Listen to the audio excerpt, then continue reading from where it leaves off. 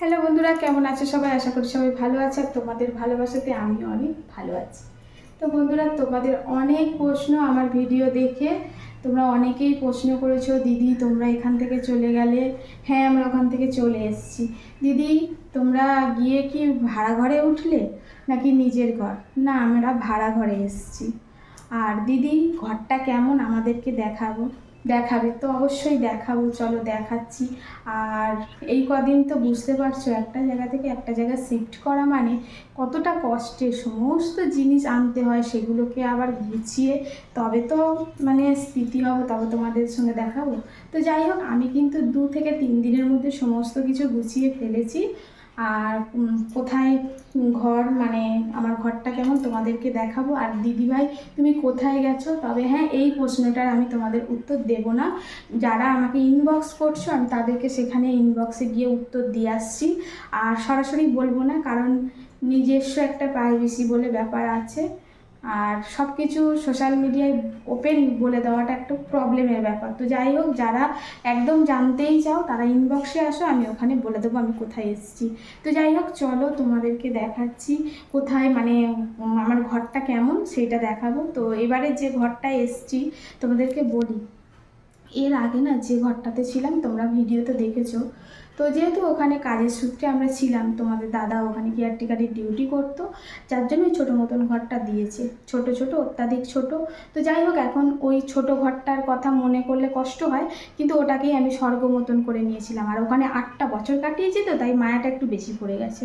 তো যাই হোক, ওখানে প্রচণ্ড ছোটো, তোমরা দেখেছো একটা ছোট চৌকি ছিল, তো সেই চৌকির মধ্যে আমি আর আমার ছেলে থাকতাম। তোমাদের দাদা ভাই ছোট্ট মতন মেঝেতে একটুখানি জায়গাতে কুঁকড়ে থাকতো, এইভাবেই চলতো, কষ্ট করেছি।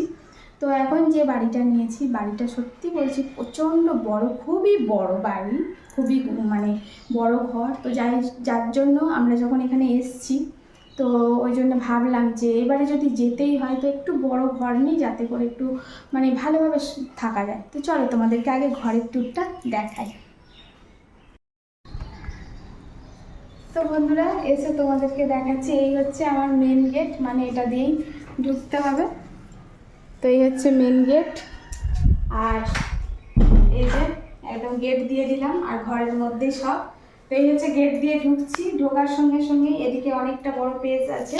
তো এখানে হচ্ছে আমি মানে ডাইনিং টেবিলে বসতে পারি, তো আমি পাতিনি, আমার মেয়েও আর পাতিনি। আর এখানে হচ্ছে এই শোকেসটা তো তোমরা সবাই চেনো, আলমারি, তো এখানে বসিয়েছি। আর এই যে এখন সোজা চলে যাচ্ছি, তো এইটা হচ্ছে আমার কিচেন, রান্নাঘর। এই যে একদম সুন্দর করা, আমার তো মোটামুটি পছন্দ হয়েছে। এখানে কল আছে, সব কিছু গুছিয়ে নিয়েছি। আর এই কিচেনেরই এই সাইডটায় ডান দিকে এটা হচ্ছে আমাদের টয়লেট, তো একদম ঘরের মধ্যে। তো এই টয়লেট, তারপরে কিচেন, তারপরে এদিকে আসলে এদিকে দেখছো প্রচুর জায়গা পড়ে আছে, আমি এখানটায় একদম সুন্দর করে সাজিয়ে রেখেছি। আর আরেকটা জিনিস তোমাদেরকে দেখাবো, এটা আমার খুব পছন্দ হয়েছে। তো দেখো এই দিকটায় না সরু করে একটা জায়গা আছে, আর এইখানটায় কিন্তু আমি ঠাকুর বসিয়েছি। তো দেখো ঠাকুরটা বসিয়েছি, বেশ ভালো লাগছে না? জায়গাটাও সুন্দর একদম। আর ঠাকুর ঘরটার সঙ্গে কোনো টাচে থাকবো না। তো এই হচ্ছে আমার এই এন্ট্রি। আর এইখানটায় দেখো কত জায়গা, দেখো বন্ধুরা, মানে এখানেও মনে হয় না হলেও 4জন তো অবশ্যই শুতে পারবে। তো এই হচ্ছে পুরো জায়গাটা। আর এই যে এই দেখো এইখানটায় দেখো, মানে এইটুকু জায়গা পড়ে আছে। আমি তখন প্রথমে যে ঘরে থাকতাম সেই ঘরটাতেই মনে হচ্ছে এইটুকু জায়গা ছিল। তো এই হচ্ছে এতটা জায়গা। এইবারে এই দিকটায় আসো, তো এখানে আমি একটা ফ্রিজ রেখেছি, মিনি ফ্রিজ। আর এই যে আমার সেই তোমার দাদার দেয়া বাঁশ, ভালোবাসার বাঁশ, লাক্কি ব্যাম্বু, এটা এখানে রেখেছি। আর এই যে এখানে এসছি, যেটা দরকার ছিল, এটা তো আমার ছিল না, কারণ ওইখানে ওরা দিয়েছিল একটা তক্তপোষ, তোমরা দেখেছিলে ছোট মতন। তো ওটার মধ্যে আমি আর ছেলে থাকতাম, দাদা ভাই নিচেই থাকতো। তো এখানে যেহেতু এসছি আর বড় ঘরও নিয়েছি, ওই জন্য এই বড় খাটটা নিয়েছি। মানে এটা হচ্ছে লোহার খাট, আমি স্টিলের একটা নেবো বলেছিলাম, তো যার কাছ থেকে নিলাম সেই দাদা বললো দিদিভাই এই খাটটাও নাও, আমরা তো নিজেরা বানাচ্ছি, এটা আরো ভালো হবে। তো এটা নিলাম। তো এই খাটটা টোটাল 12,000 টাকা নিয়েছে বন্ধুরা। আর এই যে গদিটা নিয়েছি, গদিটা হচ্ছে নিয়ে আমার টোটাল 17,000 টাকা পড়েছে। তো খাটটা কেমন হয়েছে, খাটটা আমি কিন্তু খুব সিম্পল, আরও সুন্দর ডিজাইন ছিল, আর খুব বেশি ডিজাইন নিইনি, কারণ খুব বেশি ডিজাইন নিলে না মুছতেও অসুবিধা হয়, ধুলো ময়লা বেশি পড়ে। তো আমি এরকম সিম্পলের মধ্যে ডিজাইন নিয়েছি, মাথার দিকে ওইটা যেমন ডিজাইন আছে, এই মাথার দিকেও সেম ডিজাইন, এটা একটু উঁচু মতো এই হচ্ছে। আর বিছনাটাও করে রেখেছি। আর এই চাদর তো ওই ঘরেতে পাততাম, দেখেছো কতটুকু বিছনা হতো। আর দেখো চাদরটাই এইখানে এখন ছোট হয়ে গেছে, এত বড় চাদর। তো এই হচ্ছে বিছনা করেছি। আর এই হচ্ছে পুরো ঘরের ভিউ, ঠিক আছে। আর এখানে আমি একটা স্ট্যান্ড পাখাও রেখেছি, আর মাথার উপরে সিলিং পাখা। আর হ্যাঁ বন্ধুরা, সিলিং পাখাটা কিন্তু কিনেছি, ঠিক আছে। এই দুটো বাড়ি থেকে নিয়ে এসেছি, দেশের বাড়ি থেকে। আর এই সিলিং পাখাটা কিন্তু আমি কিনেছি, না হলে না অসুবিধা হয়, স্ট্যান্ড পাখায় না সব দিকে তো হাওয়াটা ঠিকঠাক লাগে না, তাই একটা পাখা নিয়েছি। তো এই হচ্ছে ঘরের ভিউ। আর তোমরা বলো প্লিজ কেমন হয়েছে। তবে হ্যাঁ, তোমরা বলছো আর আমি আমার মনের কথাটা তো তোমাদের শেয়ার করি, তবে আমি তোমাদেরকে মনের কথাটা শেয়ার করছি। আমার কিন্তু ভীষণ ভীষণ পছন্দ হয়েছে। আর কেন যেন পছন্দ হয়েছে, ওইটুকু জায়গার মধ্যে অনেক কষ্ট করেছিলাম, তো এখন একটু ফাঁকা ফাঁকা পেয়েছি, ভালো তো লাগবে তাই না। আর এইরকম ভাবে আমি গুছিয়েছি। আর তোমরা কিন্তু অবশ্যই বলো আমার গুছানোটা কেমন হয়েছে।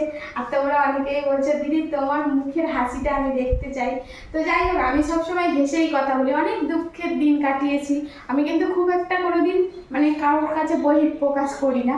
তো তাও এবারে যেন দুঃখটা এত লেগেছে, এতদিন ছিলাম, এত মায়ার মধ্যে আমি জড়িয়ে গেছিলাম। আর শুধু ওই ঘরটার জন্য না, ওখানে অনেক মানুষ আছে, তাদের মায়ার মধ্যে আমি জড়িয়ে দিয়েছিলাম। তো যাই হোক, এখন তো সব কিছু ভুলে গেছি বা ভুলে যেতে হবে, তাও একটু একটু মন খারাপ হয় মাঝে মাঝে, জানো তো। তো যাই হোক, এই তো চলছে।